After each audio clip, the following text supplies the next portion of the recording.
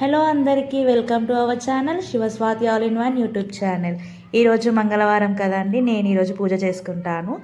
So దానికోసం నేను పొద్దున్నే లేచి బయట ముగ్గు పెట్టుకొని కడప మంచిగా కడుక్కొని పసుపు కుంకుమ పెట్టేసుకున్న తర్వాత దేవుడికి మంచిగా దీపం పెట్టేసుకున్నాను, దీపారాధన చేసేసుకున్నానండి.